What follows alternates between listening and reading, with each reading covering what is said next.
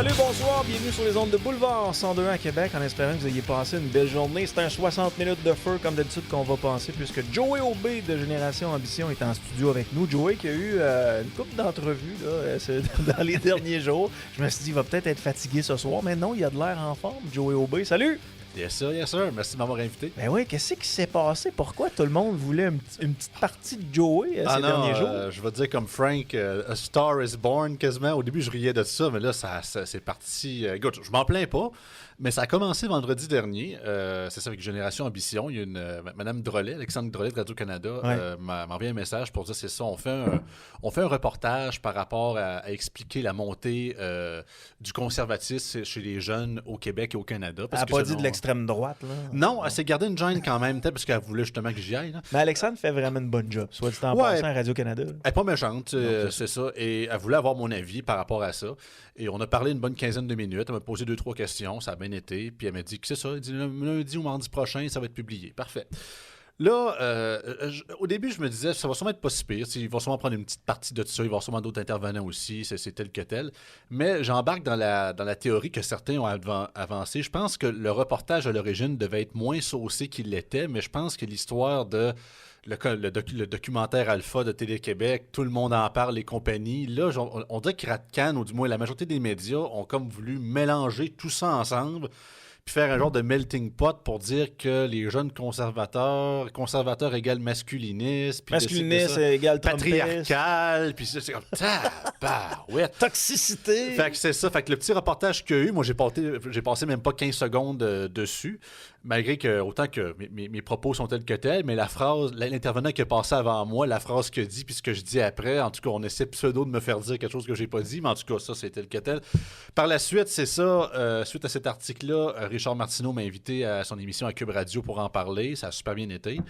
Et là, c'est ça, on enregistre ça ce soir, mais ce soir à LCN, je passe avec Emmanuel Latraverse en émission Le Bilan avec ma co-porte-parole Héloïse Coulombe aussi pour parler de ça. Fait que ça arrête pas, mais écoutez bien, on a du fun. Ben oui, puis on va en parler d'ailleurs de ce fun-là que vous avez. Parle-moi de la Génération Ambition.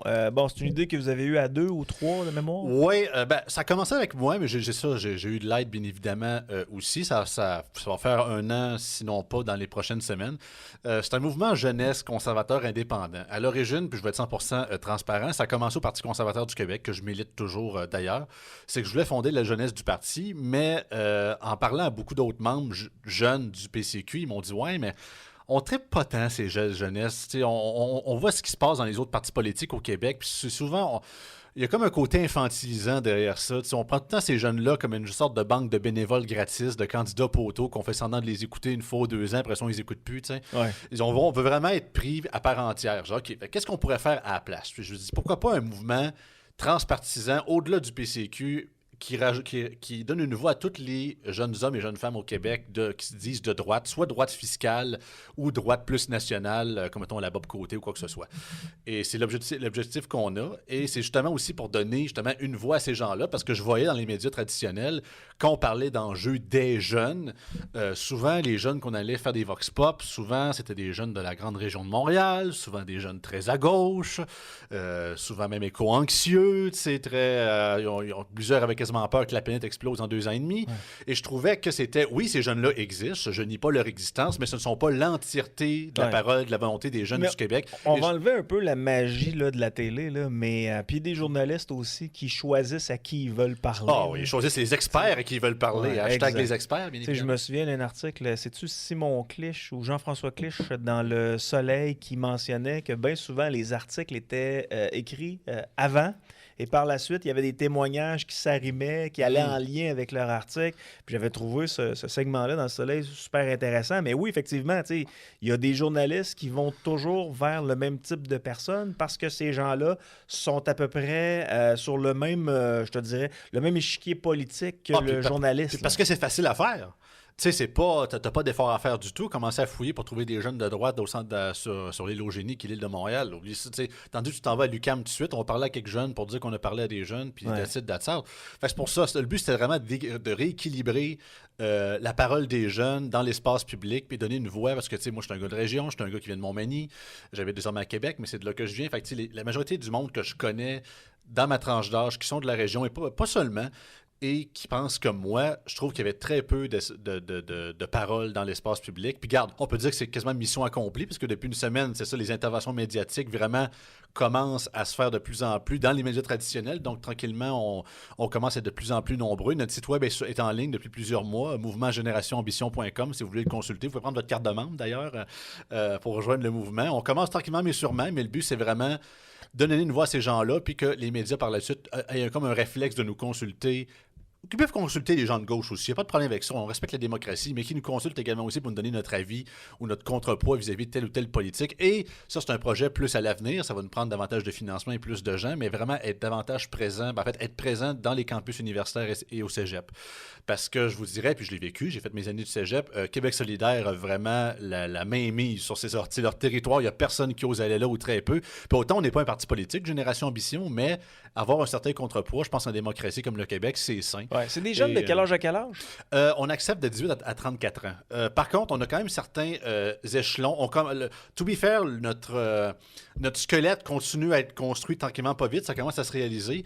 Le but, c'est que pour vraiment avoir son membership, sa carte de membre, c'est à partir de 18 ans. Par contre, pour ceux qui ont, mettons, 16 ou 14 ans, il y a une possibilité de venir, par exemple, dans nos événements puis nous donner, mettons, un peu de jus de bras sans nécessairement être membre, mais ces gens-là ont comme pas de pouvoir de vote dans certaines décisions, des trucs comme ça. Fait que c'est plus, puis en même temps, un des buts aussi de Génération Ambition, à part de parler des nouveaux jeunes de droite, c'est aussi davantage politiser la jeunesse qui l'est de moins en moins, puis je les comprends, c'est pas très reluisant écouter ça. Tu sais, moi, c'est parce que je suis passionné de ça, puis je l'écoute en longueur de journée parce que ça fait partie de mon travail, mais c'est vrai que d'un point de vue extérieur, pour un monsieur, madame, tout le monde, ou un jeune de 15-16 ans, écouter les débats à l'Assemblée nationale... C'est de la maladie mentale. Ah, c'est le plus grand somnifère qu'il n'y a pas. OK. Fait que c'est de 18 jusqu'à 34 ans. Après 34 ans, vous les sacrez dehors, c'est ça? Ben, sacré dehors. Ouais. Je pense que c'est un peu comme tout. Là, il y a certaines ailes jeunesse des autres partis qu'eux autres, c'est à partir de 30 ans. Nous autres, on a pris 34 ans parce que, moi, j'ai eu 30 ans cette année, malgré que j'allais plus jeune un peu. Surtout en plus que, contrairement, le 30 ans de ma génération n'est pas le même que le 30 ans de la tienne, j'ai l'impression. Fait que je pense qu'il y a aussi un peu ça également. On a vraiment de l'air. Tu sais, moi, je me rappelle, quand je suis né, je regardais les gens de 40, 50 ans. Écoute, ils étaient déjà très vieux. Là. Oh oui. Puis il avait de l'air tellement vieux à 40-50 que quand on les a recroisés vers 80-85, il avait de l'air pratiquement plus jeune, ou c'est comme s'il n'avait pas changé pendant 40 ans. Non, c'est ça. Puis ma génération à moi, on ressemble plus aux gars de 40 ans de l'époque. Puis vous autres, c'est encore pire. Je sais pas ce qu'ils mettent dans la bouffe. Là, c'est ça. Mais aussi, il y avait beaucoup, justement, parce que la raison pourquoi c'était 34, c'est aussi parce qu'il y avait beaucoup de jeunes, justement, entre 30 et 34 ans qui voulaient, bien évidemment, nous donner un coup de main. Puis ils disent, là, mais là, j'ai 31, là, qu'est-ce que je fais de ça? Fait qu'on se dit, OK, on va mettre ça à 34 maximum. Puis c'est ça, on verra ce qui verra. Le fun. Mais c'est pas figé dans le béton. Si dans 5 ans, on se rend compte que c'est majoritairement des jeunes en bas de 30 ans, on changera la règle pour ceux qui vont être là. C'est ça. Dans l'article, on parlait que votre groupe voulait rallier les jeunes aux valeurs conservatrices. Est-ce que c'était vrai, ça? Ben, rallier les... Parce que encore là, c'est très galvaudé. C'est quoi les valeurs conservatrices? T'sais? Parce que, regarde, avec tout ce qui se passe dans le discours médiatique... Est-ce que tu peux être conservateur et progressiste? Encore là, je vais faire mon Jordan Peterson. That depends what you mean by progressive. Ça dépend ce que tu veux dire par progressiste. Mais tu sais, parce que depuis une semaine, on mélange tout. Là, oui. Je vais dire quasiment avec l'histoire des masculinistes, puis de valeurs traditionnelles. Là, on parle de religion, puis de Bible, puis de ci, puis de ça, d'entrepreneuriat, puis tout. On mélange des tomates puis des ananas. Là. Ça n'a juste pas d'allure. Tu sais, moi, valeurs conservatrices. Personnellement, moi, ben, tu sais, c'est pas nouveau. Je suis ouvertement gay. Fait que bien évidemment... tout ce qui est droit des femmes, droit de vote, droit accès à l'avortement, mariage homosexuel, bien évidemment, je suis en faveur de ça et je pense que c'est le cas pour une majorité du moins des gens que je représente. Pour ce qui est des valeurs conservatrices, sans vouloir nécessairement prendre la citation de Pierre Poilievre, mais en même temps, c'est pas un trademark, le fameux gros bon sens, je pense que ça englobe beaucoup ça. Autant au niveau, justement, de la méritocratie. Oui, le hard, ce qu'on appelle le hard work, le travailler dur, mais en même temps, être très débrouillard pour soi-même. Vraiment, dépendre le moins possible des autres pour plus être capable de s'épanouir autant financièrement que socialement. Donc, ce qui peut s'apparenter à la droite économique. Oui, ben dans mon cas, c'est ça. Mais pour certains qui sont plus droite nationale, ils parlent de valeurs conservatrices, ils parlent bien sûr de l'identité de la nation, ils parlent de la défense de la langue française, beaucoup de débats reliés à l'immigration également. Fait que ça ratisse très, très large. Fait que valeurs conservatrices. Je pense que c'est pas nécessairement... Parce que souvent, quand on dit conservateur, c'est souvent genre c'est quelqu'un qui veut rester dans le passé puis qui veut comme figer dans le temps. Non, c'est pas nécessairement ça. Ça l'était à une époque, to be fair. Il y en a qui étaient vraiment bornés, surtout dans une certaine époque plus droite religieuse. Mais moi, personnellement, je suis athée. Puis autant que je dis, OK, let's go, on avance avec le progrès, mais à une vitesse respectable pour que monsieur, madame, tout le monde puisse capable d'avancer en même temps et pas trop vite. Parce qu'à un moment donné, c'est bien beau le progrès, mais avancer pour avancer sans aucunement savoir où c'est qu'on s'en va, on s'en va dans le mur. Selon moi, c'est ça que je pense beaucoup. Et aussi, bien évidemment, regarder ce qui s'est fait avant pour ne pas répéter les erreurs du passé. Et pas tout renier ce qui s'est fait dans le passé en disant qu'aujourd'hui, on est les illuminés, puis le présent, c'est la seule place qu'il faut focusser. Enfin, je pense que c'est surtout ça, mais ça peut rester très large. Écoute, on pourrait faire des épisodes philosophiques pendant 2h30 là-dessus, en masse. Là. Qu'est-ce qui différencie le Québec du Canada? Je regarde pour ce qui est des intentions de vote. Là, au Canada, Pierre Poilievre passe partout, là, tempête. Puis au Québec, Justin Trudeau est encore hyper populaire. Qu'est-ce qui fait en sorte qu'au Québec, on a tendance à se méfier des conservateurs? Puis c'est de moins en moins vrai parce que de plus en plus, Pierre Poilievre commence à prendre la place là, dans les sondages, de ce que je comprends. Il est premier chez les 18-34 ans. Ouais. Pourquoi on est comme à la remorque des décisions de l'Ouest canadien? Sans vouloir faire de l'agisme, je pense que c'est vraiment générationnel. Fait qu'on est une province plus vieille, là-dessus, tu as raison. Oui, ouais. Et on le voit clairement que, puis c'est pas nouveau, mon but c'est pas de pointer du doigt, puis je le sais qu'il y a des gens qui pensent comme nous autres, qui sont dans cette tranche d'âge-là, je fais pas nécessairement, je vais être bien spécifique là-dessus, mais sachant que justement on a une génération plus vieillissante qui est majoritairement faite à partir des baby boomers, qui ont souvent moins accès, ou du moins sont plus ou moins sur Internet. Certains le sont, d'autres ne le sont pas. Ils sont encore sûrement la dernière génération et une partie de la génération après eux, en partie, qui sont encore plugués à journée longue vers les médias traditionnels, comme les médias de Québécois ou Radio-Canada ou les médias de masse, la télévision finalement. Ouais. En termes d'information, c'est la seule source. Ils ne vont pas sur les réseaux sociaux, ils ne vont pas sur les sites d'articles ou même les sites de nouvelles internationales pour voir ce qui se passe. Je pense que, justement, le fait que le climat médiatique québécois est très hostile au conservatisme, principalement Radio-Canada, mais Québécois a son côté aussi plus en faveur du Bloc québécois et du Parti québécois dans certaines de ses lignes d'éditorial, fait que, disons qu'on dépeint beaucoup plus, je pense, au Québec, dans les médias francophones, Pierre Poilievre comme le bonhomme sateur. Et autant que ça pogne beaucoup moins que les jeunes parce qu'on voit clairement ce qu'il dit, puis on voit ce qu'il fait, puis on voit les publications sur les réseaux sociaux. Les jeunes s'informent autrement aussi. Exactement, ouais. Tandis que quand tu as juste Chantal Hébert à Radio-Canada ou d'autres qui disent que justement... Tu sais, c'est drôle parce que Chantal Hébert avait écrit une chronique dans le Toronto Star en juin 2023, fait que ça fait plus d'1 an de ça, pour dire, le titre de son article, c'était en anglais, mais je vous le traduis, c'était « Pierre Poilievre perd son temps à devenir premier ministre du Canada ». Et tout ce temps-là, tous ces médias-là disaient « Il va falloir qu'il se ressente dans son discours, ça n'a pas de bon sens, il est trop radical, mais il a continué sur sa ligne, il ne les a pas écoutés, puis il va sûrement faire les scores, sinon plus historiques que Brian Mulroney a fait dans les années 80, sa tendance se maintient. Et fut un temps où Chantal Hébert, c'était une journaliste incroyable, extrêmement respectée. Puis dans les dernières années, je ne sais pas pourquoi, mais elle a pris une tangente très Justin Trudeau. Vraiment. Depuis que Jean Lapierre est décédé, on dirait que ça l'a comme cassé. Peut-être. Puis là, à chaque fois qu'elle donne son opinion, c'est pratiquement du n'importe quoi. Des sources m'indiquent que Justin Trudeau serait possiblement le meilleur prochain premier ministre. Quoi? T'es où? Puis rajouter à ça, puis regarde, ça fait un peu d'actualité. Je ne sais pas si tu as vu passer ça. La présidente de la FTQ, Magali Picard, était dans l'émission Dans les médias avec Marie-Louise Arsenault. Elle, bien, c'est pas nouveau, mais là, elle dit qu'elle a peur de Pierre Poilievre. Elle dit que c'est un gars d'extrême droite. Encore là, j'attends encore sa définition d'extrême droite. Sais-tu pourquoi qu'elle le considère comme extrême droite? Ah, très facile. Parce qu'elle est tellement loin dans l'extrême gauche que tout ce qui est à droite d'elle devient de l'extrême. Il y a ça, mais il y a aussi le fait que les centrales syndicales comme la FTQ ou la CSN ont le monopole de la gestion au Québec et des gouvernements. Ils sont tellement puissants qu'ils ont peur de se faire enlever des acquis. Elle a dit carrément, on va pas dire aux gens pour qui voter, mais on va dire, votez pas conservateur. J'étais comme, OK, mais sérieusement, qu'est-ce que vous voulez qu'on fasse? OK, parfait. Vous n'aimez pas Pierre Poilievre, ça n'a pas de bon sens, c'est l'apocalypse s'en vient. OK, Qu'est-ce qu'on fait? On reste avec un gouvernement de Justin Trudeau qui va encore doubler la dette du pays puis qui va endetter les 3-4 prochaines générations.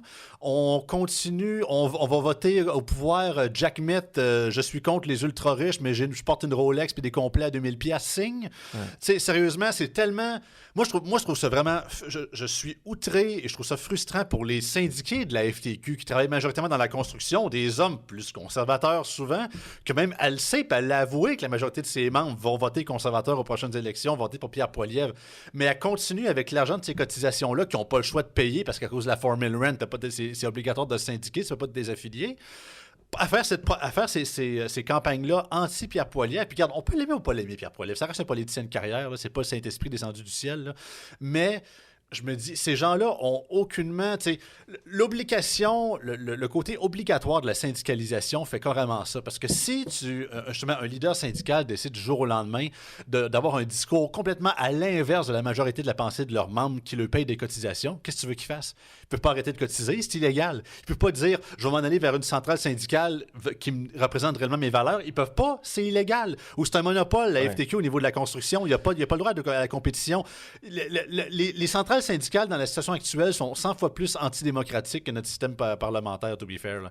Puis, je te mets une hypothèse. On regarde dans l'Ouest canadien, c'est très Pierre Poilievre. Au Québec, les jeunes veulent du Pierre Poilievre, mais les vieux sont un peu hésitants. Ça se peut-tu qu'on ait tellement d'acquis au Québec, puis qu'on le sait, qu'on a des acquis, surtout pour ce qui est du panier de service, qu'on n'est pas capable de les laisser partir? Ça va tellement bien avec Justin, puis dans 10 ans, dans 15 ans, dans 20 ans, anyway, on ne sera plus là. Après nous, le déluge. Ça se peut-tu que ce soit ça? Ces gens-là ont eu la chance d'avoir des belles jobs. Alors, ils ont travaillé fort comme tout le monde, mais ils ont eu des gros fonds de pension et tout ça. Puis là, maintenant, ils sont sur le point, ils sont à la retraite, ils sont sur le point de partir dans 10, 15, 20 ans. Ils se disent, regarde, moi, je veux mener une belle vie jusqu'à la fin.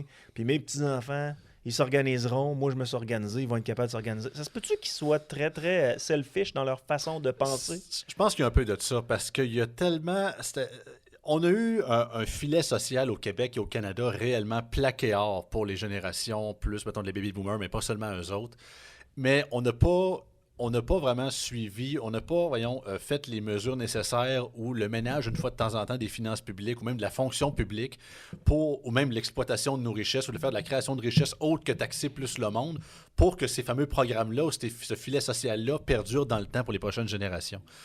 C'est prouvé, c'est pas de l'hyperbole que je fais. Ma génération va être la première de l'histoire de l'humanité à vivre plus pauvrement que celle de ses parents. Que moi, j'ai 30 ans, puis mon père était plus riche quand lui avait 30 ans aujourd'hui, tu sais. Puis là, je sais ça, je vais pas venir à Magali Picard, tu sais, là, on a peur de nos filets sociaux, puis de ci, de ça. Ouais, mais le filet social, il y a tellement de mailles dedans que c'est rendu quasiment des draps de lit, tellement il n'y a plus de trous, là. Tu sais, c'est même plus un filet, c'est par-dessus, par-dessus, par-dessus, par-dessus. Puis là, tu as les libéraux fédéraux, ils disent, hey, là, faut pas que Pierre Poilievre rende au pouvoir. Il va enlever notre programme universel dentaire, le programme du NPD qui ont poussé à cause de leur alliance avec Jack Mixing, alors que le pays est doublement endetté comme ça n'a pas de bon sens. Je suis désolé. Moi, j'aimerais ça pas payer pour mon dentiste. C'est vrai que ça coûte un prix de fou, mais on peut pas se le permettre. Tabarouette, regardez, les finances, ça va nous sauter d'en face. Puis toute cette dette-là, c'est rien que de la dette, c'est pas grave, ça augmente à tous les jours. C'est vos petits-enfants qui vont payer pour ça. Là. François Legault se pose des questions à savoir pourquoi les immigrants ils se sont tous propulsés vers l'Est plutôt que vers l'Ouest canadien. Mais regardez le filet social. Là. Si vous étiez un immigrant, vous arrivez au Canada, regardez le filet social qu'on a au Québec. Là. C'est clair que lui va se dire, regarde ça, c'est le nouveau monde. Ben, ça tire en France, ils ont le même problème. Ils ont un filet social excessivement généreux pour les nouveaux arrivants, pour ceux qui ont le droit du sol, quelque chose. C'est à seconde que le nouvel arrivant arrive, ces enfants sont pris en charge par l'État pour ce qui est de l'éducation ou pour ce qui est du système de santé. Il y a plein de programmes qui leur donnent justement plusieurs chèques pour bien starter aussi pour ce qui est de l'habitation. Fait que c'est un débat depuis de plusieurs années, donc c'est pas nouveau. Mais non, c'est ça, parce que on augmente la taille de l'État considérablement, autant fédéral qu'au provincial, puis on pense que ça va être infini. C'est ce que j'appelle dans mon jargon personnel la méthode Ginette Renault. Là, un peu plus haut, un peu plus loin, je veux aller encore plus loin. C'est tout le temps, on rajoute une nouvelle agence, on rajoute des nouveaux fonctionnaires, on augmente la taille de l'État, on augmente le nombre de gens. Puis écoutez, je comprends les gens qui nous écoutent et qui travaillent dans la fonction publique. Vous êtes gâtés, vous êtes chanceux. Hey, syndiqué, poste confirmé, syndiqué bord en bord, pension de vieillesse à prestation déterminée, c'est merveilleux. Mais le problème, c'est que restant de la province que ils se battent le derrière pour justement payer toutes les taxes et les impôts pour payer vos fonds de pension. Ça va être insoutenable dans l'avenir, littéralement. Puis ça donne pas... Si à toutes les fois la solution, au lieu de faire les réelles réformes qui sont nécessaires, puis vraiment prendre le diable le taureau par les cornes, puis justement défier les centrales syndicales qui sont royalement les gardiens du temple de cet État-providence-là en ruine, puis les défenseurs du statu quo, puis ces gens-là se disent, OK, il n'y a plus... Au lieu de justement de créer de la nouvelle richesse ou faire les réelles réformes, tout le temps on lui dit « Ah, mais ça va prendre une nouvelle petite taxe ici, ça va prendre une nouvelle contribution de la part des gens. » Mais c'est pas grave, Yann, c'est juste 2 cafés par jour. Moi, mais le problème, c'est que je n'ai déjà 250 autres cafés en arrière de moi. Là. Ouais. La tension artérielle commence à être forte. Mon médecin de famille commence à être assez stressé, merci. Mais j'en ai un, moi. Peut-être qu'un jour, on aura l'occasion de mettre le doigt sur tous les bobos puis les régler, mais je sais pas si tu écoutais cet après-midi Jean-François Fortin qui était à une conférence de presse du RTC. Non. Puis il y a une trentaine de gestionnaires qui sont au RTC depuis plusieurs mois, qui n'ont pas d'employés sous leur gouverne, alors que c'est leur job de le faire. Puis le RTC, dans les audits de performance à la grandeur du Québec, arrive avant-dernier. Ouais, 9e, ouais. Et la boss du RTC, qui est aussi conseillère à la Ville de Québec, elle s'est fait poser la question par Jean-François Fortin. « Oui, mais vous êtes avant-dernier, là. Qu'est-ce que vous pensez de ça? » Puis elle a dit, nous, on a fait des choix. Dans une entreprise privée, là, quelqu'un qui est responsable de l'entreprise, je ne sais pas, moi, le directeur général, il est en train de parler au président, puis là, le président dit, ouais, notre entreprise, elle ne va pas vraiment bien. Je regarde les 10 grosses entreprises comme nous, en grandeur du Québec, on arrive avant-dernier. Puis le directeur général qui dit « Ouais, je le sais, mais nous, on a fait nos choix. Ouais, » Je t'annonce qu'il y a un changement de garde demain matin. On a fait des choix de gaspiller votre argent et engager des gens qui a des salaires à au-dessus de 100 000 absolument pour rien, incluant le bureau de projet du tramway qui continue à payer des gens au-dessus de 100 000 mais des erreurs, Joey, tout le monde en fait. C'est à partir du moment où tu n'es pas capable de les admettre, à partir du moment où tu n'es pas capable de prendre la roue là, pour essayer de remettre ça droite. Là, le paquebot, il faut le remettre droite, il faut l'enligner. C'est ça qui m'inquiète. Pas capable d'avoir un retour en disant, savez-vous quoi? Effectivement, on a pris acte des audits de performance. On est avant-dernier. Puis l'année prochaine, s'ils le refont, vous allez voir qu'on va grimper dans le classement. Exactement. Même pas capable de répondre ça. Ce qu'elle dit, elle, puis on entend beaucoup d'incompétence dans ce qu'elle dit, là, c'est on a pris acte des chiffres, mais nous, on a fait nos choix. Ça veut dire qu'elle n'a pas du tout compris vers où la population veut que le RTC s'en aille. Là. Absolument pas. Puis ça, ce que tu pointes là, c'est vraiment une des pierres angulaires. Parce qu'on dit souvent, j'écoutais, je pense que c'était le président de la Fédération des journalistes du Québec, je crois, qui était en entrevue dans une des stations de Québec, puis il disait que c'était pas juste les médias, c'était la confiance envers les institutions qui baisse constamment. On parle des institutions gouvernementales d'ailleurs, et entre autres. Souvent, les médias sont interreliés avec ça. Mais ça, c'est une des pierres angulaires pourquoi les gens ont de moins en moins confiance aux institutions. Et dans la politique en général, c'est autant dans les médias, autant dans la politique, peu importe le pays de gouvernement. C'est excessivement rare de voir des politiciens ou des médias s'excuser envers la population. Ou simplement dire, vous avez raison. On a foiré ce coup-ci, on a fait des erreurs, on est désolé. L'humilité est une valeur excessivement rare dans la politique d'aujourd'hui et c'est ça qui la tue, selon moi. Mais est-ce que ces gens-là qui sont au pouvoir, là, que ce soit les politiciens ou encore que ce soit les boss qui travaillent pour des organismes publics, là, est-ce que ces gens-là sont dans un microcosme puis ont l'impression qu'ils vont se faire juger sévèrement?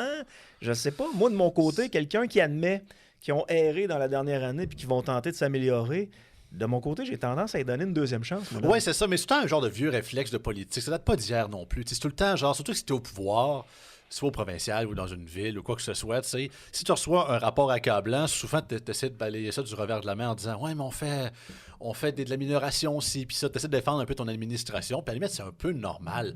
Mais à un moment donné, quand tu es rendu justement avant-dernier, puis que tu dis « Oh non... est-ce qu'on pourrait faire mieux, Monsieur Marceau? Mais est-ce que, tu sais, on essaie de faire... On pourrait faire mieux, mais je pense qu'on fait quand même très bien. » Fait que, tu sais, c'est tout le temps des affaires comme ça, tu sais, puis je trouve... Il y a eu un dossier à Beauport où il y a une piste cyclable, là, ils ont complètement massacré la nouvelle piste cyclable. Là. Je pensais que c'était un hommage à la Marmotta, là. Je me suis dit, ils ont voulu faire une piste pour les BMX. Une piste de MX, là, quelque chose comme ça. Là. Denis Gravel, sur nos ondes, posait la question à Bruno Marchand, tu sais, considérez-vous que c'était un échec? Non, mais on ne le refera pas. Non, la question, c'est Non, considérez-vous que c'est un échec? Non, mais elle ne le refera pas. Ils sont incapables, d'admettre que c'est une catastrophe. Puis en même temps que les employés, puis je me raccorde à Denis à ce moment-là, que les employés aient commencé, puis en regardant ça, il n'y en a pas un qui a dit, là, on arrête ça, là, ça n'a pas de crise de bon sens. Il y a une problématique là. Ils ont continué de la faire du début jusqu'à la fin en voyant que ça n'avait pas de bon sens. Non, parce que c'est pas autant dans la fonction publique, de peu importe le palier de gouvernement, il n'y a pas d'incitatif à ça. Tu sais, quand tu veux faire des changements, on va mettre telle affaire, elle dit non, ça a toujours été fait comme ça. Puis il y a des organigrammes qui ont été préfaits de même, puis de ci, de ça, puis il faut respecter la volonté de tel fonctionnaire. C'est tellement, justement. Pas du tout. Il y a tellement très peu de capacité d'introspection dans ces milieux-là, c'est vraiment flagrant. Est-ce que tu penses qu'à un moment donné, on va revenir à ça?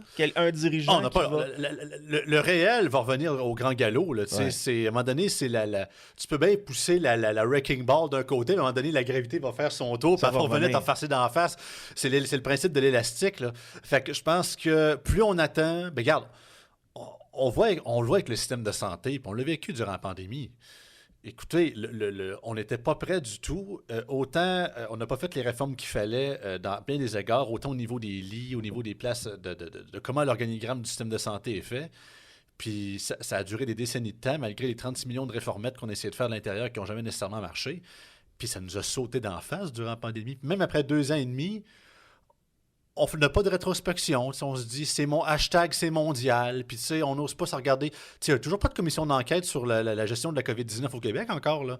Comme dit François Legault durant la campagne de 2022, c'est des vieilles histoires. C'est des vieilles histoires. Mais tu sais quoi, les groupes d'opposition ont dit, si nous, on arrive au pouvoir à un moment donné, c'est sûr qu'on va faire cet examen. J'ai déjà entendu ça souvent. Mais, tu sais, j'écoutais hier la Geneviève Biron. Geneviève Biron, c'est l'arme secrète de Christian Dubé. C'est la nouvelle PDG de l'Agence de santé du Québec. Elle n'avait aucune réponse pratiquement pertinente à donner à Patrick Lagacé. Puis c'était gênant. Puis cette femme-là, elle a été embauchée pour ses compétences. On nous dit c'est une top gun, incapable de dire comment elle va redresser le système de santé alors qu'elle est en poste depuis plusieurs mois. C'est une parure. Puis je trouve ça plate, Mme Biron, parce que vraiment son entreprise, ce qu'elle a fait, c'est une femme intelligente, puis tout ça. Mais là, ce qu'on a fait, c'est qu'à la fois, la CAQ ne veut pas donner une partie de leur lunch électoral au Parti conservateur du Québec. Ils ont promis les fameux 2 hôpitaux privés qui sont finalement transformés en 2 cliniques privées. Finalement, ça va être 2 cliniques gériatriques. Fait que puis finalement, on attend toujours qu'ils se fassent créer. Ils n'ont pas été ouverts encore, du moins pas à ma connaissance.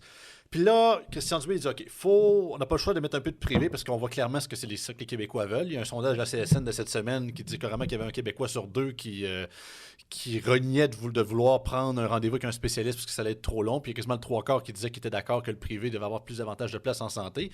Fait qu'est-ce qu'on fait? Là, on ne peut pas commencer, un peu comme Legault disait, ils n'ont pas la canisse à courage pour vouloir partir en guerre contre les syndicats pour faire les réelles réformes. Ils n'ont pas de courage, la CAQ. Ça, c'est une agence de com déguisée en parti politique. Fait qu'est-ce qu'ils font?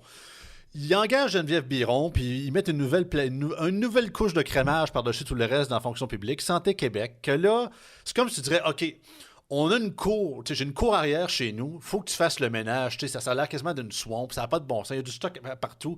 Geneviève Biron, faut que tu nettoies ça. Mais là, tu la lances dans la cour, puis là, il y a 2-3 sous-ministres qui arrivent, ouais, Mme Biron, l'affaire, on vous a fait un petit enclos à chien. C'est à peu près la grosseur, à peu près le 10e de la grosseur dans la cour. Vous avez le droit de nettoyer, mais juste dans ce bout-là. Ben, comment ça? Ben, c'est ça. Fait que quand elle a dit cette semaine qu'on va essayer de sauver $1 milliard dans le système de santé, good, je suis d'accord. Mais $1 milliard dans le système de santé, c'est 5 jours sur les 60 milliards qu'on dépense en année longue. Fait que c'est comme si tu me disais, on va aller manger dans un buffet à soir, Marceau. Je te donne, mettons, une petite amuse-gueule, une petite entrée de je sais pas trop quoi, là, de tartare de je sais pas trop quoi. Tu dis, c'est bon, ça, peux-tu en prendre d'autres? Non, c'est tout ce qu'il y a. C'est fini. C'est merveilleux, merveilleux. Ah, mais on se sert du privé, là. Voyez-vous, le privé fait du ménage. Ouais, mais prenez pas pour des caves, là. Sérieusement, là. Fait que, tu sais, si Christian Dubé avait réellement voulu que Geneviève Biron fasse royalement le ménage, il n'aurait pas mis 2-3 sous-ministres avec elle pour comme l'encadrer dans ses fonctions. Exactement. Il aurait dit, garde, voici ton mandat, t'as les pleins pouvoirs, mais du moins, t'as 100% de mon soutien, go for it. Et ça aurait été vraiment honnête et réel pour de véritables changements. Mais là, je l'ai écouté cette semaine avec Patrice Moy. Patrick Lagacé ou Patrice... Très bien. Patrice Moy. Patrice Moy à Radio-Canada, il a répondu aux questions des auditeurs, puis le 3/4 de ses réponses, c'était on va régler ça dans la négociation avec la FMOQ, on va régler ça avec les médecins, avec la négociation. J'ai déjà entendu ça sous Gaétan Barrette. Puis toutes les fois, on pense que c'est les solutions miracles qui vont sortir des négociations syndicales. Je vous confirme qu'après 25 ans, c'est toujours pas arrivé, puis ça n'arrivera pas. Ouais. Ah non, c'est un asile. Comment tu as trouvé ça, l'épisode de Tout le monde en parle avec les fameux mâles alpha, de voir que, bon, ça a commencé... Plutôt le mâle alpha, parce qu'ils n'ont décommandé un. Ouais, ça a commencé sur TikTok où une jeune femme qui est une sexologue qui vend aussi des dildos sur TikTok a dit « Je trouve ça inconcevable qu'on amène des mâles alpha, tout le monde en parle. » Il y avait un documentaire qui avait été fait. Moi, j'ai reçu le gars qui a fait le documentaire il y a deux ou Simon 3 quelque semaines. chose, je pense. Ouais. Oui, Simon. Puis tu sais, je veux dire, c'est très pertinent là, de parler de ces nouveaux jeunes-là qui ont comme idole des gars qui sont à la limite très, très toxiques. Tu sais, moi, j'adhérerais jamais à ces affaires-là. Non, moi non plus. Je regardais le phénomène Andrew Tate, je regardais ce qu'il faisait, je regardais, il promouvoit l'entrepreneuriat, ça c'est cool. Mais ce qu'il disait par rapport aux femmes et tout ça, je décrochais assez facilement. Mais de voir que ça a commencé par des filles qui disaient non, on veut pas que ce gars-là, à tout le monde en parle. Ils ont fait une pétition, ça a été repartagé par une influenceuse qui avait énormément de reach sur les réseaux sociaux. Et là, 25 000 personnes ont demandé à l'émission Tout le monde en parle de ne pas recevoir un individu. Finalement, Tout le monde en parle a plié. Ils en ont pris un autre à la place qui faisait partie du documentaire, mais qui n'avait rien à voir avec les mâles alpha. Je trouve que ça me fait peur. Moi, je prône la liberté d'expression. Je veux entendre des gens avec qui je ne suis pas en accord à la télé. Je veux entendre des gens avec qui je suis en accord à la télé. Ça montre tellement qu'on est sensible à tout autre type de discours. Puis écoutez-moi bien, là. Je ne suis pas... J'ai écouté le documentaire Alpha, j'ai écouté le segment Tout le monde en parle aussi, puis bien évidemment, on voit que les gars sont quand même sharp. C'est pas des « Hey, le gros B, nanana », tu sais. Les gars sont quand même brillants. Est-ce que j'adhère avec la majorité de leurs idées par rapport aux traditionnels? La majorité sont reliées avec plus des traditions religieuses. Moi, j'embarque pas là-dedans. Par contre, si c'est fait de manière consentante, sans que personne soit forcé dans le fond d'une cave, c'est leur choix. Là. Les conjointes de ces hommes-là qu'on voit dans les documentaires, en tout cas, à moins qu'on apprenne dans 3 mois que c'est des femmes battues puis qu'ils ont été forcés de dire ce qu'ils disaient, à date, ils ont l'air d'être à 100% consentantes de ce qu'ils font avec la vie. Il y avait du consentement, je te suis. Pour ce qui est de Tout le monde en parle, sérieusement, premièrement, c'est les ondes publiques. On paye pour ça. Puis autant Tout le monde en parle, je trouve ça chiant, excuse-moi de dire le terme, mais je trouve ça chiant qu'on se sert de cette émission-là comme étant l'émission de débat au Québec. Tout le monde en parle est une émission de variété, non pas une émission de débat. Oui, c'était à l'époque de Thierry Ardisson sur la façon française, oui, c'était ça. Mais au Québec, on a vraiment assoupli ça énormément. L'émission que Stéphane Bureau faisait à Québécois il y a quelques années, je suis content qu'il y a la coupe, je trouvais que c'était un bon début. Par contre, je trouvais que c'était vraiment pas assez long. Il faisait à peu près 15-20 minutes par segment, puis je trouvais qu'à la 18e minute, c'est là que commençait à arriver dans le crunchy du sujet. On passe au prochain. Je suis comme, non, on était dedans, là. Restez un autre 15-20 minutes. Mais c'est ça. Mais écoutez, je trouve tellement que c'est stupide. Moi, je suis dans la politique que les discours extrêmes, ils vont se... Faites confiance à l'intelligence des gens. Les discours extrêmes vont se ridiculiser par eux-mêmes. Écoute, Yann, t'es plus vieux que moi. Non, je te vieillis pas plus qu'il faut, mais quand même, c'est un fait véridique. Mais Raël... Il est allé une fois, tout le monde en parle, il y a 20 ans. Oui. Tabarouette, on s'en souvient tout encore au Québec. Pourquoi? Son mouvement n'a pas quintuplé de grosseur depuis qu'on y a passé là. Non. Il a eu l'air d'un innocent. Puis ça a fait un Christy de bon show de TV. Adil Sharkawi? Adil Sharkawi. Fait que, invitez-les. Vous voulez un show sur la TV? Tout le monde va l'écouter. Let's go. S'ils sont si mongols que ce que vous décriez, ils vont s'enterrer eux autres mêmes. Exact. Justement, en les cancellant, vous les gardez, vous confirmez leur dire que justement, qu'il y a un contrôle de la société, que ces gens-là, justement, ils ont une vérité intérieure, puis qu'on essaie de cacher la véritable vérité au grand peuple ou quoi que ce soit. Vous leur donnez raison, vous les ostracisez. La même chose chose avait été faite avec les gens qui se disaient conspirationnistes. Il y en a qui étaient vraiment des véritables saucés dans la gang, mais il y en avait une autre majorité qui c'était juste des gens qui posaient des questions. Mais qu'on disait, on les traitait de conspirationnistes à ce moment qui posaient une question contre les mesures sanitaires ou par rapport aux politiques du gouvernement. Moi, je dirais au contraire, Puis garde, je suis aucunement surpris de ce qui s'est passé, malgré qu'aujourd'hui... Mais je trouve ça dangereux, moi. Après ça, absolument. Après ça va être qui? Puis tu sais, je jasais avec des collègues, tu sais, puis ils disaient « Ah non, mais moi, ça me dérange pas pantoute qu'on les ait cancellés. » D'autres qui disaient « Ben, ils ont raison. » Mais le jour où vous autres, vous allez avoir quelque chose à dire. Exactement. Sur lequel, tu sais, vous aimeriez qu'on se prononce ou qu'on connaisse un peu le phénomène.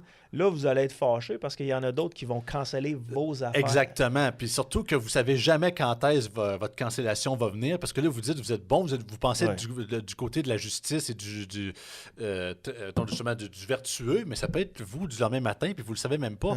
Et je trouve tellement que... Je trouve ça chiant, sérieusement, parce que, écoutez... Mais qui va décider, en bout de ligne, qu'est-ce qui doit être entendu à la télé versus pas? Je veux pas que ce soit le gouvernement. C'est ça l'affaire. Puis je pense que c'est pour surtout ça aussi que Kamala Harris n'a pas été élue aux États-Unis. Elle apprenait beaucoup ça. À cette heure que ça a fonctionné, une pétition de 25 000 personnes pour qu'un invité soit pas à Tout le monde en parle, ça va être quoi le prochain? Ça va être qui le prochain qui va être cancellé à l'émission? J'espère pas, parce que sérieusement, je trouve ça tellement chiant. Parce que là, avec justement, ce qu'on a parlé tantôt, les jeunes de plus en plus conservateurs, avec la montée de Poilievre, la victoire de Trump aux États-Unis, les médias ont passé la semaine à tout mélanger ça dans un genre de gros melting pot. On mélange les tomates avec les ananas, de commencer à dire que là, OK, conservatisme égale masculinisme. Le conservatisme, c'est Pierre Poilievre et c'est les jeunes conservateurs qui embarquent là-dedans. Donc, Pierre Poilievre est un masculiniste. Non, sacrez-moi patience. Sérieusement, là, c'est pas parce qu'on est conservateur qu'on va voter pour Pierre Poilievre que nécessairement qu'on pense que les femmes devraient être au foyer puis on est contre l'avortement ou quoi que ce soit. Là, c'est tellement... Parce que, tu sais, si ces gens-là veulent réellement... Parce que je trouve tellement que le documentaire... Puis je comprends, tu sais, je dis pas que... le gars, ce qu'il a fait à Télé-Québec, c'était correct, tu sais, autant que...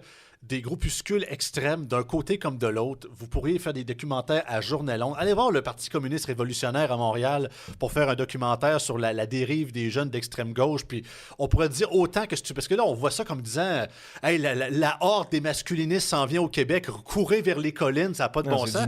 Alors que c'est un microcosme considérable on a moussé ça comme ça n'a pas de bon sens.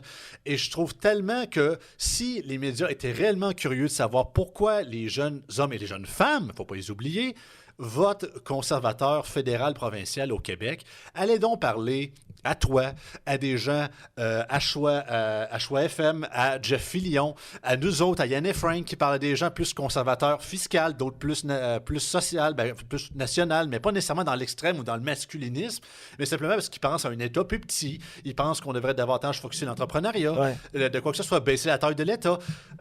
Pourquoi on n'est pas invité, nous, tout le monde en parle? Puis tu regardes, s'ils nous invitent pas, ils nous invitent pas, je m'en fous. Là. Je peux vivre sans ça. Simplement que s'ils veulent vraiment savoir ce que les vrais jeunes pensent, commencez pas à aller voir des masculinistes, tabarouette. C'est une infime minorité, ces gens-là. Mais en fait, ça fitait dans le narratif en disant... absolument. Il dit souvent conservateur, il va le répéter. Fait que là, les gens vont faire un lien entre, ça revient à ce que je dis lui et Poilievre et Donald Trump. Et ça revient à ce que je te disais tantôt. Pourquoi tu penses que Poilievre est moins populaire au Québec? Ça rentre là-dedans. Et là, Pierre Poilievre, là, les jeunes veulent voter pour lui, son idéologie, ça se rapproche à ce qu'on a vu que les masculinistes. Là, Denise, as-tu vu ça? Là? Poilievre puis masculiniste, c'est la même gang. Là, fait qu'il y a tellement d'amalgame qui est fait. Puis il faut dire, les gens sont plus brillants que ça. Oui, mais tu sais, quand t'as juste Radcan ou TVA comme source d'information, puis autant qu'il y a du bon monde des deux côtés, mais c'est pas... Tu sais, c'est comme manger du pain à longueur de journée. Ça peut te soutenir, mais ça te prend un régime plus équilibré, selon moi. Mais c'est weird, hein? On accepte que quelqu'un qui travaille à Radio-Canada puisse faire un lien entre un futur président des États-Unis puis Hitler. Elle n'a pas de trouble, elle n'aura jamais. Au 98.5, Jérémy Filosa qui l'a échappé en disant que la Terre était plate. Lui, on l'envoie dans un camp de rééducation. Puis on a des gens qui s'osent. Mais par contre, moi, c'est un mâle alpha, puis lui, on le cancelle. Par contre, on a Mme Clermont-Dion sur les ondes de Radio-Canada, l'émission de Marie-Louise Arsenault, qui a dit cette semaine que la raison pourquoi les femmes blanches ont voté en majorité pour Donald Trump, c'était pour garder leur privilège de femmes blanches hétérosexuelles. Ça, on rééduque pas ça, par exemple. Ça. Non, ça, c'est correct. Ça c'est pas des propos extrêmes. Dans bonne gang. Dans bonne gang. Fait, après ça, ils se demandent pourquoi les gens n'ont plus confiance dans les médias traditionnels. I don't know. Écoute, ils ont passé à la télé des filles qui disaient être plus à l'aise dans le bois face à un ours qu'à un homme. Ben oui. Ah, c'est spécial parce que, tu sais, comme je La pensais- dame qui était responsable de la fameuse pétition là, sur Ben TikTok, oui. la sexologue, elle a sorti, puis elle a dit dans un autre podcast, moi, quand je me promène dans la rue, là, si je rencontre des gens des autres communautés, il n'y a pas de problème. Si je rencontre des gens de la communauté LGBTQ+2, il n'y a pas de problème. Si je rencontre des immigrants, il n'y a pas de problème. Mais si je rencontre un homme blanc, là, je commence à avoir peur. Ah non, il y a tellement un genre de deux poids, deux mesures. C'est Écoute, weird, si là. un homme aurait eu le même discours envers des femmes ou que cette femme-là envers, mettons, des personnes hommes, mais racisées, elle serait fait planter. Écoute, ça me fait tellement penser, sans vouloir nécessairement trop mélanger les sujets, mais tu sais, l'histoire il y a quelques semaines, là, le centre de détention pour les jeunes délinquants qui a vu de nombreuses agressions sexuelles d'éducatrices par des jeunes mineurs, là, en tout cas, il y avait comme une histoire reliée à ça, puis il y avait des expertes, genre madame, genre sociologue, je pense, qui avait été invitée à Radio-Canada, qui disait carrément que, parce que tu sais, on parlait de femmes majeures en position d'autorité sur des jeunes délinquants mineurs, on s'entend, qui ont eu des relations sexuelles entre eux, puis certaines sont même tombées enceintes, là, c'est capoté. Mais on parle vraiment de femmes en position d'autorité versus des personnes mineures. Elle disait quasiment que c'était pas à faute des femmes, que c'était à faute des gars. Là, j'étais comme, attends une seconde, là. T'es en train de défendre ces femmes-là, mais si la solution, le scénario aurait été inversé, ça aurait été des hommes en position d'autorité qui auraient eu des relations sexuelles avec des jeunes filles mineures, parce que vraiment, qu'à Radcan, on dirait que c'est la faute des jeunes filles, ces femmes-là vont venir enceintes. Ça n'a pas de maudit bon sens. Mais je sais pas si tu t'en rappelles, mais Gilles Proulx avait embarqué dans une affaire de même. Là. Il avait accusé la petite victime, c'était une fille. Ouais. Ça avait soulevé un tollé, et avec raison, là, on va se le dire. Mais c'est ça. D'un bord, c'est acceptable, de l'autre, ça ne l'est pas. Est-ce que c'est la fin du wokisme? Je pense qu'on est vers le... On est, Martineau, d'après moi, Martineau, là, suite à son opération, bon, il a réussi à avoir une érection là, quand il a entendu Donald Trump, fin du wokisme. Puis je me suis posé la question, tu sais, Pierre Poilievre qui arrive, qui déteste les woke comme pas possible. C'est-tu fini, ça, d'essayer de dire les hommes peuvent accoucher? Là? Ben, je pense que le penchant commence à retourner de notre côté. Sérieusement, c'est pas 100% terminé, mais...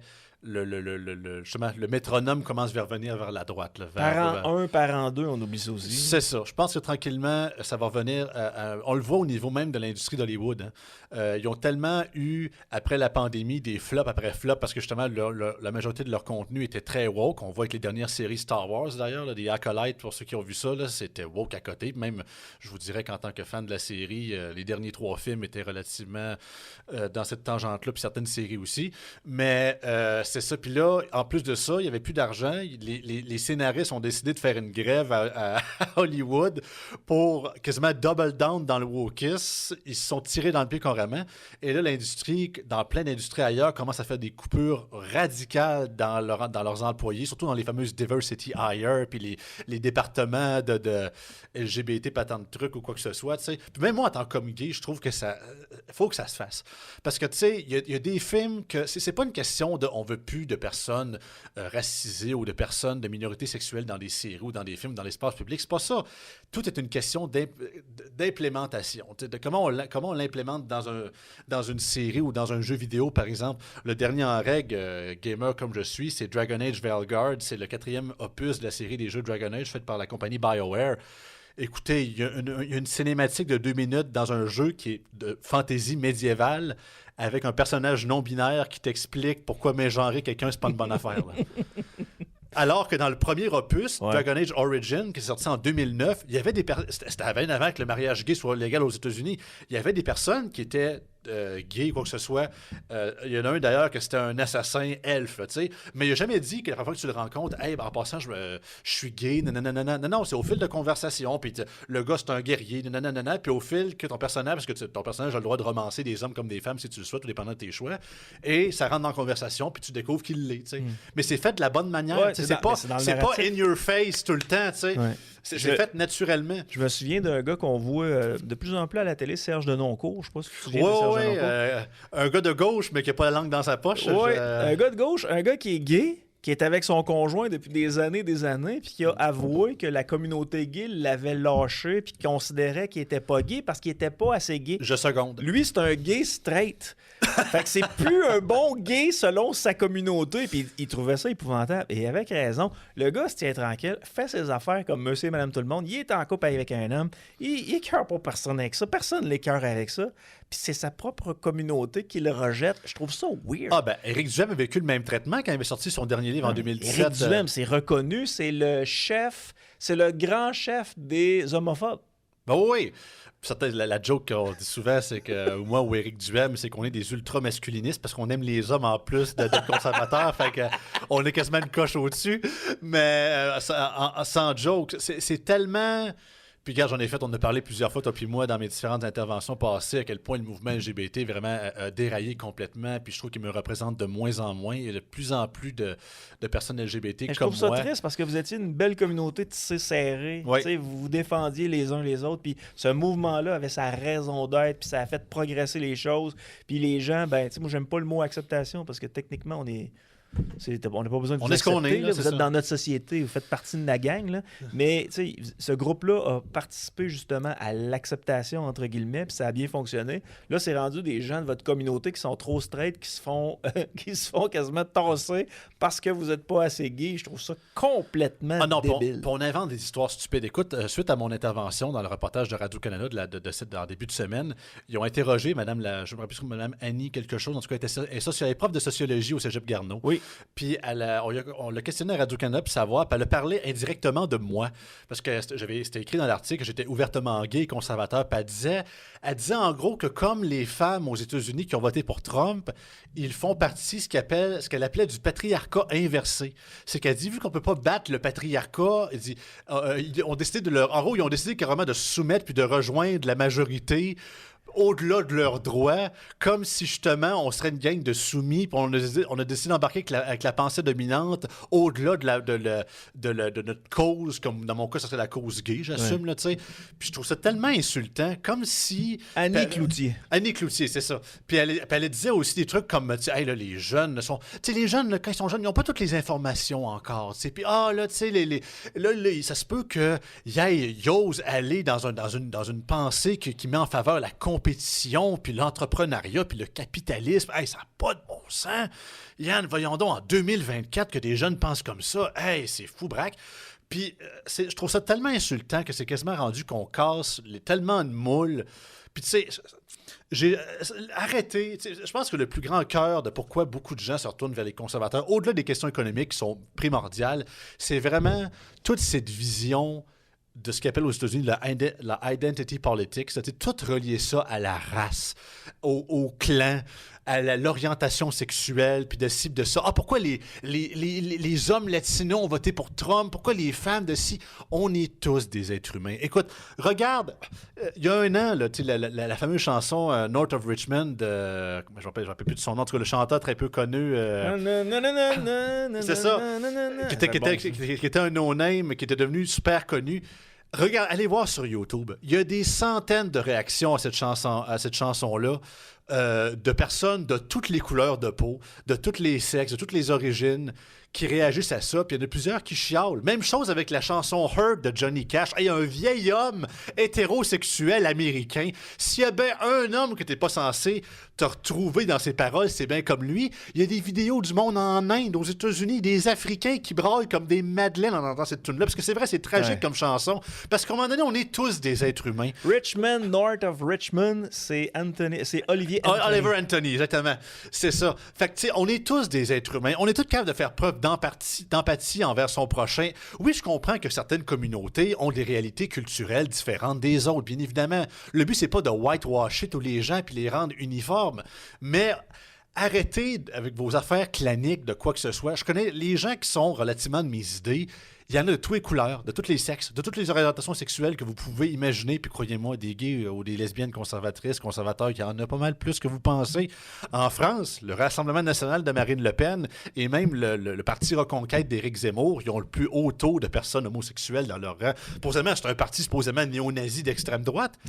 Mais c'est rendu que, justement, il y a tellement de dérives au sein de la gauche par rapport à ces mouvements-là qui nous disent nous représenter, un peu comme le Conseil du statut de la femme, qui ont pris une personne transgenre pour être leur président. Je ne sais pas si c'est encore le cas. D'ailleurs, je n'ai pas fouillé là-dessus. Ça fait 2016. 2016, ça fait plusieurs années quand même. Mais tu sais, le fait qu'on s'est rendu là, c'est qu'à un moment donné, c'est carrément ce que le fameux meme qu'Elon Musk avait publié en 2021. Tu sais, les gens n'ont pas bougé de la ligne. comme dirait Frank, le centre-gauche d'hier est l'extrême droite de demain, mais la gauche est tellement poussée ailleurs qu'on est tellement rendu loin de nous autres que pour Qu'elle eux voit autres, le centre comme des extrêmes. Ben, carrément. Ouais. Hey, Joey Aubé, on va te donner un petit break. On va faire quelques minutes de pause si tu le veux bien. Je vous rappelle qu'on est avec Joey Aubé de Génération Ambition. Pour les gens qui veulent en savoir plus sur le mouvement Génération Ambition, vous tentez de rejoindre des jeunes entre 18 et 34 ans? Oui, allez sur notre site mouvementgénérationambition.com si vous voulez adhérer ou prendre votre carte de membre. Sinon, Génération Ambition, on est sur toutes les plateformes disponibles possibles. Twitter, Discord, Instagram, TikTok, Facebook. Donc, partout, peu importe où c'est que vous êtes, on a une page ou on a un groupe où on fait des publications. Donc, suivez-nous là-dessus. Très courte pause, on vient. Joey Aubé de Génération Ambition est avec nous ce soir. Il me restait quelques questions à jaser avec toi. Tiens, je vais commencer rapidement. Bon, le Trump a été élu aux États-Unis. Visiblement, si on a des élections demain matin, Pierre Poilievre prendrait le contrôle du Canada. Au Québec, c'est assez particulier, là. C'est le Parti québécois qui prendrait le pouvoir. On s'entend que c'est peut-être une réaction, je ne sais pas, on voit toujours les Canadiens contre le Québec. Mais est-ce que ça pourrait aider, avec un Pierre Poilievre à la tête du Canada, ça pourrait-tu aider Éric Duhaime? Je crois que oui. Est-ce que ça va être plus subtil, j'ai l'impression? Parce que le problème du Parti conservateur du Canada, ben, je dirais plus... je vais formuler ma réponse. Le problème avec le caucus québécois du Parti conservateur du Canada, ou du moins la vision qu'ils ont de leurs représentants au Québec, c'est qu'ils pensent encore que la CAQ sont les conservateurs officiels, l'aile provinciale du PCC au Québec. Autant que oui, il y a plusieurs caquistes qui sont également membres du Parti conservateur du Canada, mais je pense qu'il va falloir à un moment donné, comme dans les autres provinces canadiennes, qui se rendent compte que non, c'est le PCQ qui l'est. Surtout si la CAQ tombe de 86 à 6 députés, là, je pense qu'ils n'auront pas le choix. Mais écoute, je pense que autant que moi tout j'étais incertain, ça va commencer ça. Autant qu'il y avait il y a encore d'ailleurs une grosse écœurantite envers la CAQ, et beaucoup de gens se sont parqués, donc 25% qui ne sont même pas souverainistes à vouloir voter pour le Parti québécois parce qu'ils voient, pas nécessairement parce qu'ils adhèrent à ses idées, simplement parce qu'ils voient que c'est le parti en ligne qui a le plus de chances de mettre la CAQ dehors. Puis je les comprends. Écoute, en 2018, on s'entend qu'on n'a pas voté pour François Legault, on a voté contre le Philippe Couillard pour plusieurs, on ne se le cachera pas. Mais on a vu que c'était peut-être un géant au pied d'argile, parce que quand il y a eu le sondage il y a quelques semaines pour la course à la chefferie du Parti libéral du Québec, puis on a demandé, sous un parti libéral dirigé par Pablo Rodriguez, si des gens voteraient pour lui. Là, tout d'un coup, une bonne partie de ce fameux électorat péquiste-là, ça s'en va vers le PLQ sous Pablo. Donc, on voit que ça peut être un vote. Surtout que le PQ a piqué dans les sondages, selon moi, beaucoup trop tôt. Souvent, on veut que ça pique avant les élections et non pas 2 ans avant. Donc, je pense que c'est pas une bonne nouvelle pour eux. À eux de s'arranger pour qu'ils gardent leur électorat si c'est possible de le faire. Mais justement, le fait qu'il y ait un électorat très volatile, c'est une fenêtre d'opportunité pour plein de partis. Mais là, présentement, je pense que... Parce qu'Éric Duhaime plafonne entre... le Parti conservateur du Québec plafonne entre 11, 12, 13, 14%. Ouais. Pour ce qui est de Québec solidaire, c'est à peu près la même affaire depuis des années, 15%. On attend encore le recentrage, depuis le fameux coup d'État de GND. Ça se fera pas. Ça se fera pas. Je pense que ça va être le départ de JND. Moi, aux prochaines élections, je m'attends à ce qu'ils partent. Et il y aura peut-être une course à la co-direction de Québec solidaire. Puis lui, dans un an, va se joindre au Parti québécois. Non, je le verrais plus à la mairie de Montréal, moi. Je mettrais quelques dollars là-dessus. OK. Je mettrais quelques dollars. Ah, mais t'imaginerais-tu, là, c'est Ruba Gazal qui est la nouvelle co-porte-parole féminine. Imaginerais-tu Arun Boisy et Ruba Gazal? Le QS tombe à 4%, peut-être. En tout cas, il n'y aura plus de gars chez Québec solidaire, ça va être fini. Surtout qu'ils l'ont dit depuis les élections partielles. C'est le no saucisse zone pour le Québec solidaire. Mais pour venir, c'est ça. Je pense que justement, l'électorat volatile fait que il y a une part d'opportunité, puis là, je vais être un peu plus partisan ici, pour le PCQ, tout va dépendre vraiment de qui va être le prochain chef du Parti libéral du Québec. Personnellement, ça c'est mon côté partisan, Pablo. Mais Pablo, ça va être Montréal. Ce ne sera pas Québec, ce ne sera pas les régions. Je le sais. Ce ne sera pas la Gaspésie, Pablo. Là. Ce ne sera pas un Côte-Nord. Je le sais, et c'est pour ça que je te dis que c'est mon côté partisan, parce que si Pablo rentre chef du Parti libéral du Québec, puis à date, les grands médias ont l'air de tomber en amour avec, là, je l'appelle le candidat préfabriqué, Playmobil de nos médias, Pablo Rodriguez, là. Mais si c'est lui que les militants libéraux décident d'élire, on voit que c'est un gars très progressiste, très montréalocentrique. excuse-moi, mais il va mettre ce parti-là à terre, puis il va pas rallier le vote francophone, puis qui va venir chercher son lunch? Le Parti conservateur du Québec. Parce que Pablo va avoir à défendre son bilan là, au fédéral, puis le bilan au fédéral, mettons, économique, là, c'est une catastrophe. Et puis les libéraux au Québec ont toujours été considérés comme des gens qui étaient capables de gérer l'argent des Québécois, alors qu'au Canada, ça a été la flambée.